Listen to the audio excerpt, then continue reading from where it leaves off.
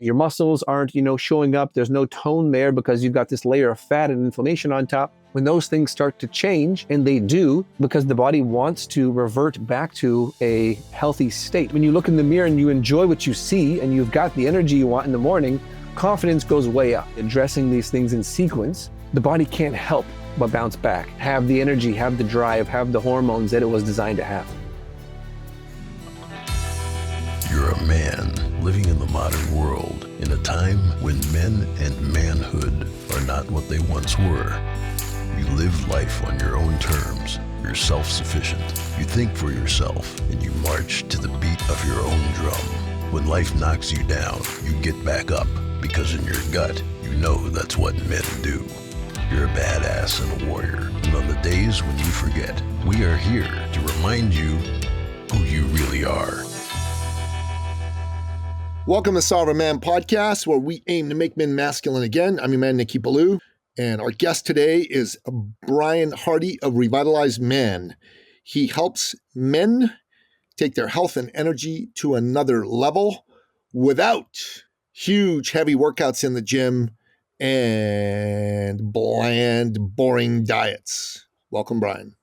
Thank you, Nikki. Good to see you. Good to be connected. Good to see you. Good to be with you. So tell us your backstory, brother. Yeah. So like many people in the health or helping field, it was by necessity. So I didn't grow up thinking I'm going to be a health coach and a nutritionist and a life coach and, just dedicate my life to being a nerd with all things nutrition. That was not my thought process at all growing up. But when I was 18 years old, so back in 2010, I was in my first year of university and got what I thought was just like a really bad flu. Was very sick for 4 days, couldn't eat, couldn't use the bathroom, couldn't do much just except, stay in my my dorm room and live on Gatorade, essentially. But that culminated in some of the most intense abdominal pain and acid reflux I had ever experienced in my entire life. To the point where I'm like, okay, something is seriously wrong here. Let me go to the hospital. Long story short, the first hospital I went to completely missed what was going on. So what was happening was my appendix was rupturing. They totally missed that. They did an x-ray. They gave me 2 shots of morphine, a prescription for Tylenol 3s. I popped 2 of those. So I'm drugged out of my mind to deal with this pain. And then they did an x-ray and said, oh, you looks like you have the flu. You should go home and sleep it off. And you'll probably miss a couple of days of school, but nothing too serious. And there I am, haven't basically eaten or slept in 4 days, haven't slept that entire night, drugged on heavy opiates. And I'm just kind of in disbelief.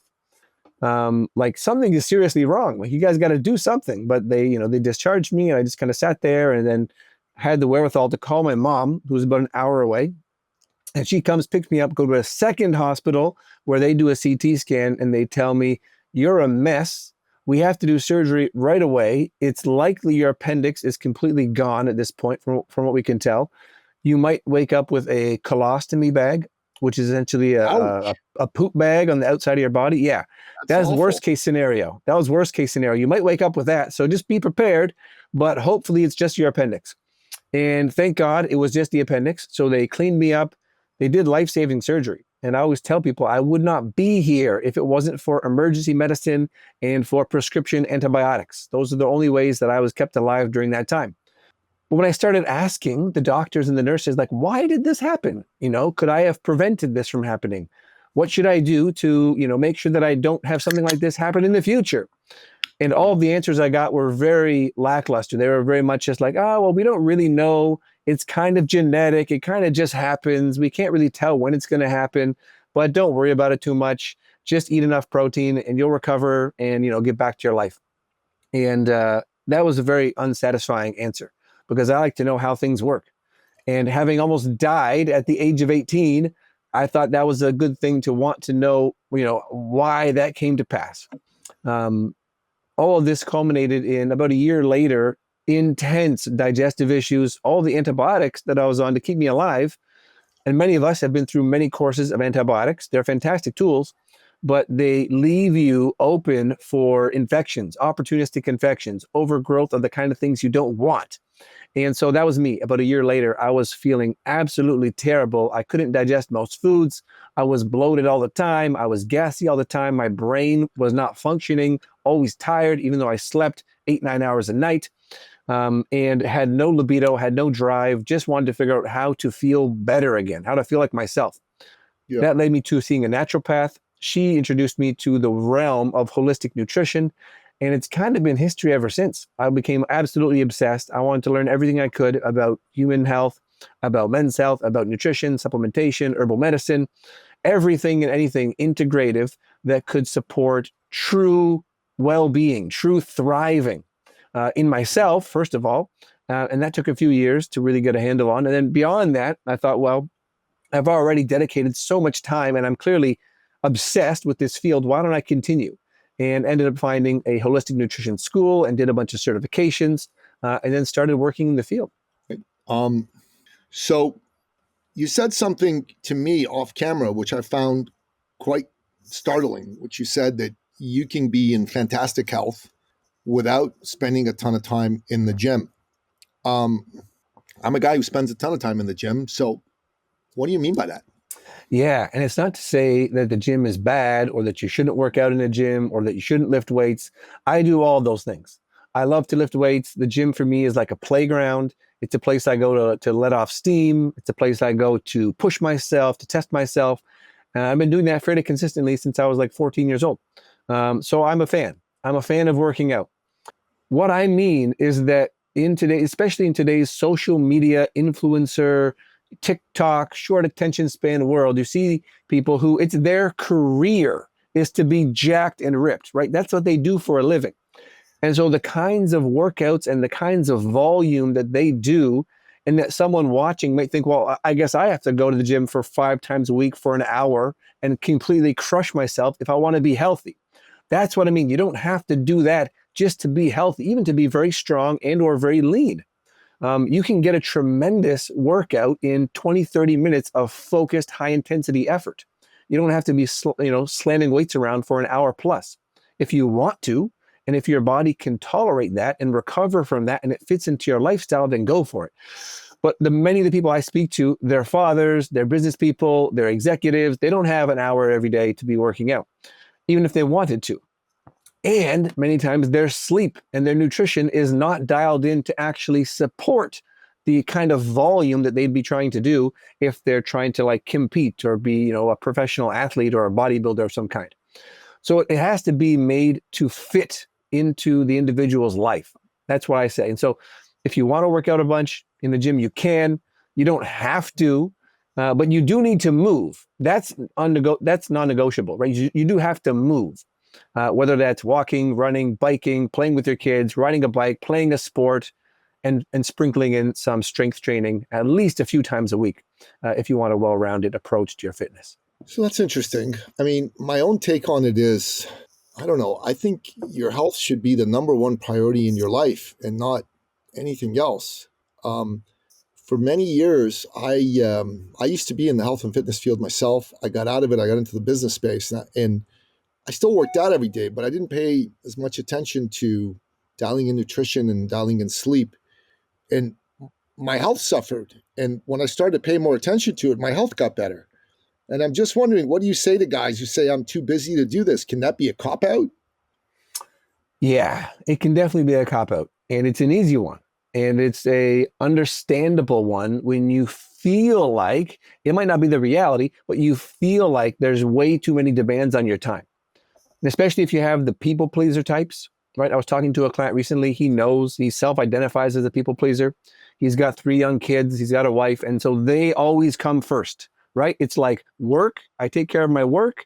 And then everything around that is kids. And then if there's time, wife, and then maybe a little bit for himself, right? And so it's a prioritization issue because we can always find the time.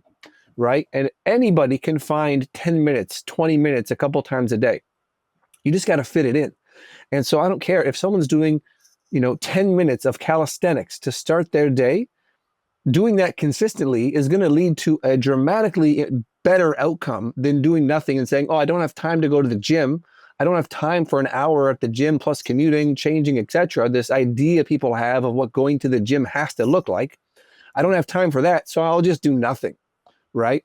And that's definitely not going to work. And that's definitely it's just an inability to kind of zoom out of their life and cut things out many times when you hear I don't have time, they're spending 2 hours on it watching Netflix, right? So it's like you have the time. It's just going someplace that you're not paying attention to, or you've been unwilling to reallocate that time to something that's actually going to serve and support you.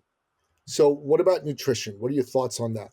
Yeah, it's a confusing world for a lot of people. There's a lot of extremes. Again, this is 2025. This is like the time of the most polarization between the extremes. You got like the vegans over here, you got the carnivores over here, you got the fasting people over here, you got the 6 meals a day people over here.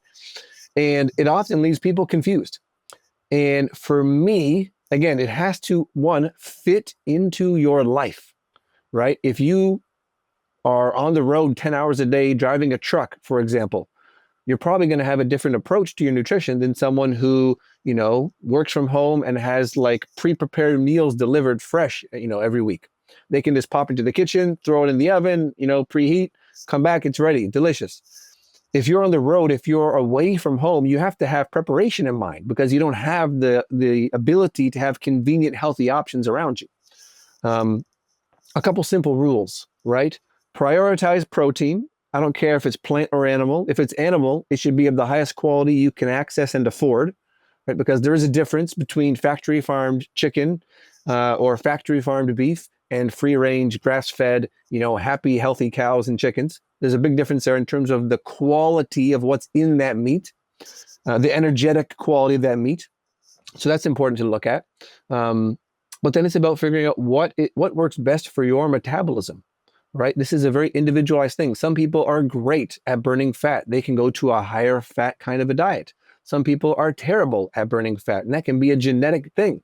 It's not just that they haven't done it for long enough or they're doing it wrong. You hear this a lot in diet circles. They say, oh, well, keto didn't work for me. And then the keto zealots or the keto, proponents will say, well, you just didn't do it right, right? You just didn't do it right, is the way that they kind of, invalidate people's experience. When really, there's principles that work well for everybody, which is like, don't overeat, right? Eat until you're satisfied, not until you're stuffed, right? Wait until you're hungry to eat, also important. And eat as many whole foods as you can, right? As little ultra processed, convenience kind of foods as you can. If you can just do those things on a regular basis, like 80 to 90% of the time, you're going to be light years ahead of the majority of people who are kind of, they're just in the habit, conscious or unconscious, of going for the convenient option. And so you want to keep it simple. You want to look for whole foods. You want to prioritize protein, and you want to, whenever possible, be having stuff made from scratch. Cool. So, what do you think is unique about what men deal with when it comes to health and fitness? I mean, men, we have a very different hormonal profile compared to women. There's also, different societal or internalized expectations of what a man is supposed to look like, right? A lot of guys will feel, even though they might be, strong and fit guys, if they don't have the giant bulging muscles, then they feel like they're failing. And that's completely arbitrary, right? That's completely arbitrary. And so there can be this internalized mental side of things that really messes with guys. The other piece is what I said earlier. It's that guys who are either very family or career driven will tend to sacrifice their own health, will tend to ignore, what's going on, even if they're not feeling great. They'll kind of ignore it. They'll just push through it. They were probably taught that as a young boy or by their parents or people around them modeled that behavior of just, suck it up and keep going. And so they tend to not be as great at asking for help before a crisis hits, right? And so many times like they get a diagnosis of something and then they start taking their health seriously. They wait for something to break before they start to invest in their health and their lifestyle. And I do think that it's not exclusively for men, but it's a big thing that I see commonly with men. Again, especially those driven, career and family oriented men, that can become their number one thing. And they forget that the thing that's enabling them to even go after their goals in career, or to be an engaged father, to be a great dad, it's all dependent on their body. It's all dependent on their health. And so it's easy to miss that and to get those priorities flipped until, crisis strikes, or you end up with some kind of diagnosis, you end up with chest pain or high blood pressure or whatever. And you start to think, okay, I got to really slow down here and pay attention, because if I don't, I'm probably not going to be around for my kids or for my grandkids at this rate. So you talk about the difference in the hormonal profile of men versus women. So talk a bit more about that. Yeah. In some ways, it's easier.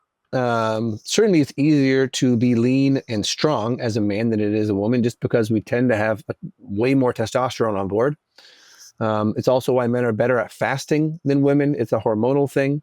Many women will start losing their periods and start having lots of issues and stubborn weight loss if they do too much fasting, whereas a lot of guys can just kind of power through and benefit more from different fasting protocols. So in that sense, there's a lot of blessings for being in a male body.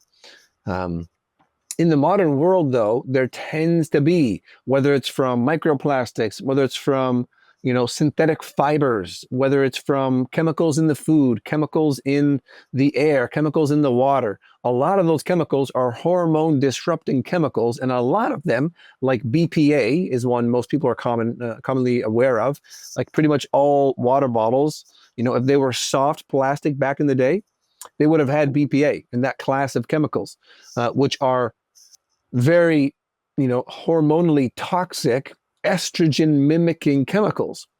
And so where we're supposed to have way more testosterone than estrogen, the modern world makes it so that if you're not careful, you can become inundated with, synthetic estrogens that are going to completely skew your hormonal balance, right? And that's going to lead to easier weight gain, man boobs, belly fat, tendency for depression, tendency for being overly emotional, or easily triggered and upset. And those are all very much, oh yeah. If someone has the physiology of stressed and inflamed and higher estrogen, I'm talking higher estrogen in relation to testosterone than they should have at their ideal optimum, they're going to be a different human. And mentally and emotionally, not just physically, that's going to be represented. Pretty cool to know that. I mean, I definitely did not know that. So, what do you think a man has to do in the modern age, in 2025, to take care of his health in a way that optimizes his energy, his strength, confidence in himself? Yeah. So there's a few things, and it reminds me of a great example. A client I worked with named Vincent, who is kind of the perfect example of a modern man, younger guy. Didn't have a family at the time we were working together, although he's kind of on his way there now.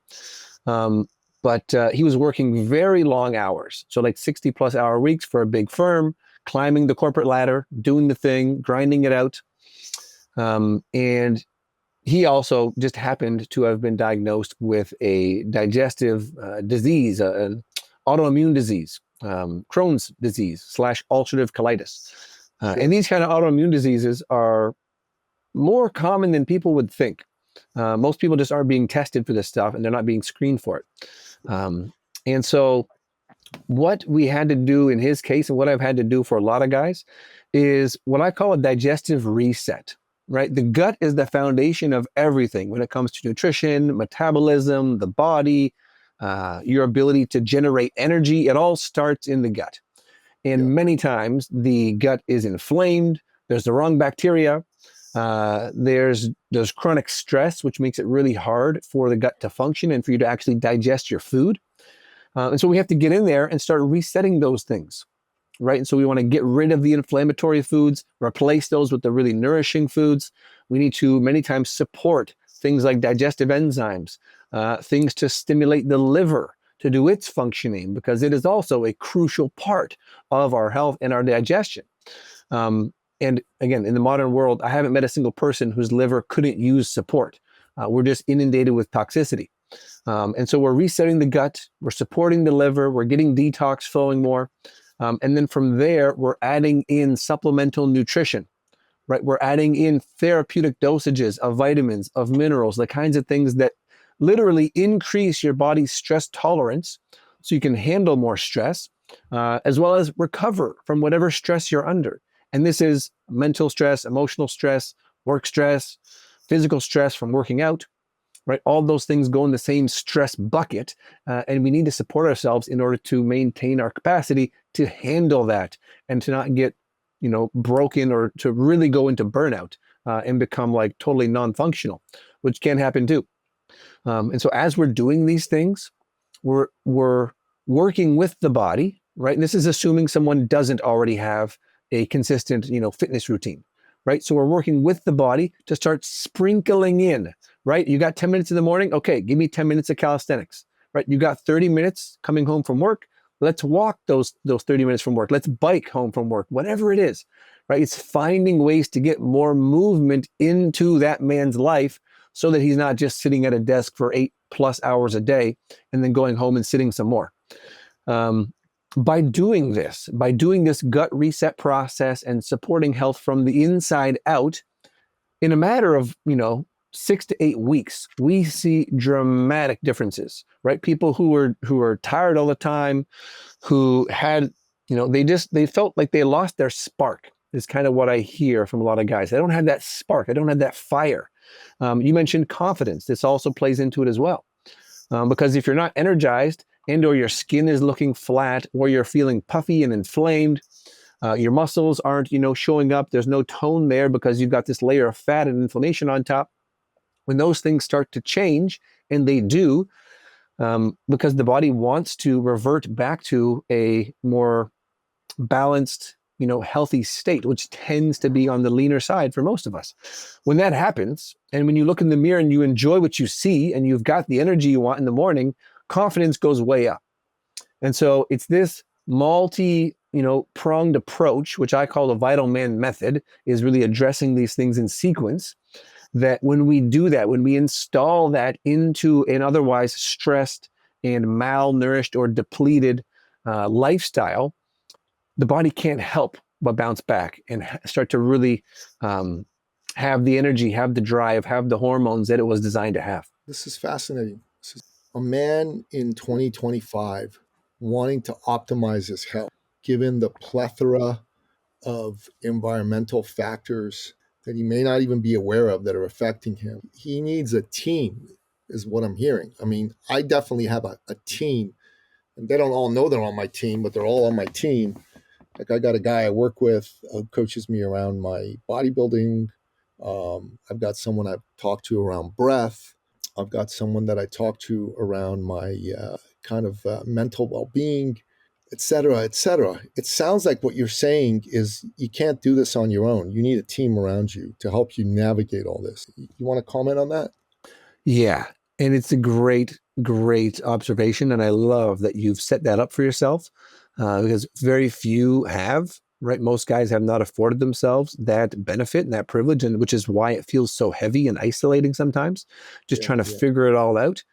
So yeah, I would 100% agree, right? You're going to have a whole range of practitioners, whether they're going to work on physical issues, body issues, physiotherapists, massage therapists, you name it, acupuncture, people who do more nutrition and lifestyle and mindset, which is the bank that I'm, working in. People who do more of the high-end fitness performance and these kinds of things, as well as being able to get some good testing done. And there's two kinds of testing, right? We have like the stuff that's covered, at least here in Canada. If people are listening from Ontario or across Canada, they'll know that the government covers the basic level of testing. If you're in the US, you'll know that most testing is either not covered or it's covered by private insurance, but that you can order whatever tests you want down there and just pay. And we actually have those options now in Canada for a lot of things, which is awesome. Because in many cases, you want to take comprehensive testing, whether you're looking at hormones, whether you're looking at, disease risk factors. You want to check in on those things from time to time, make sure there's no like glaringly obvious issues. And if there are, then you want to be able to get support in terms of, putting those markers back into a place that's more ideal. So yeah, assembling that team that you don't have to figure it all out on your own, right? You don't have to spend hours and hours. Because I talk to the average person, and it's hard for me to relate anymore because it's been so long that this has been my obsession and my profession, right? So I've spent like all day for years doing research and testing things and experimenting and working with clients. So it's easy for me to see, what's bullshit, what's legit, what should be investigated more, what makes no sense versus what's just, sounds good for an Instagram clip. But it's a full-time job trying to understand, both what's going on in your own system, which is one big piece, but then also of all the options out there, what's actually going to support me to get me where I want to get to. So absolutely, having a team for that is essential. It's the same reason I have coaches and support for business and for my own personal stuff. It's like, because I can try. I've tried in the past unsuccessfully to manage all those things, but you run into bottlenecks, right? You run into bottlenecks. So if you want to go quicker and easier and have a more enjoyable time, putting people in your corner to support you is going to be probably the best decision you ever made. Yeah. Interesting you mentioned business, right? In business, I have a coaching team. I've got my overall business coach who also does sales coaching for me. And I've got somebody that I work with on marketing and social media types. I've got a guy that works on me with me on putting my podcast together and clips. So it's not like I probably have like 4 coaches in the business realm. And then I've got 2 or 3, I guess, team members. They're not all coaches. Some of them are team members. Yeah. That's more accurate. I've probably got like 4 in the personal and health realm as well. And I can't imagine doing everything by myself because I've been someone who's done a lot of things and after a while I burned out, especially when I don't have an answer on how to solve the problem. Because burnout, the only real solution for it is just rest and take time off. But the problems that lead to burnout, whether they be health problems, mental health problems, spiritual problems, or business problems, those problems still need to be solved. So I think your overall point of pay attention to this and get a good team around you to help you out is and it's not even just that, it's isolating and really challenging trying to do it by yourself. But if you wait too long and you burn out too hard or you have some kind of health crisis, there's no guarantee you're going to get back to feeling good. Right? A lot of people end up in just symptom maintenance for the rest of their lives, and just health issues stack on top of health issues, and one prescription stacks on top of the next. And next thing you know, they're balancing like 6 medications. They don't know what half of them do, but they're feeling worse and worse. And so it doesn't have to be that way. I think that's insane. Yeah, I think it's it insane. absolutely. I think one medication maybe is what someone should stick with. If you're taking 5 or 6 medications, the medications themselves are part of it. Absolutely. Yeah. And it's just, people aren't, they're both uneducated and they're part of a system, right? Like centralized healthcare that is just not designed to keep us well, right? There's incentives for us to be unwell. It's the exact opposite incentives. And that's what I realized with my, near-death experience, the appendix rupture, was that modern medicine is great for keeping you alive, but they can't teach you how to live well. And so for that, we have to look other places. My friend Sachin Patel calls it sick care, not health. 100%. He had a post on social media a while ago, and he said, modern medicine wants to give you a treatment course. He said, you don't need a treatment course. You need a course that takes you to resolution. I thought that was so brilliant, so well said. Resolution is really the way to go. Bryan, it's been fun having you on the show. If people want to get a hold of you, what's the best way? Yeah. And first of all, just thank you so much for the opportunity. It's been great. I know it took us a little while to line this up, but it was well worth the wait. And so appreciate what you do and the message you put out there with the Sovereign Man. So it's been an honor to get a hold of me. The website is the best place, revitalizedman.com. And for people who we talked a little bit about hormones today and some of the things that you need to avoid but I put together at revitalizedman.com/Nicky, Nicky, your name, a free testosterone optimization cheat sheet. And so that's 27 things you could consider doing or adding to your routine, 17 things you should definitely eliminate from your life and your routine if they're there, if you care about having healthy, more naturally optimized levels of energy and testosterone and feeling the way you were designed to feel. So that'll be there as a free gift for anyone who wants to dive a bit deeper and have something practical they can work with when making these changes. Okay. Thank you, and that's a wrap. Thank you for listening to the Sovereign Man Podcast. If you're ready to take charge of your life and become the man you've always wanted to be, we invite you to join the movement at sovereignman.ca.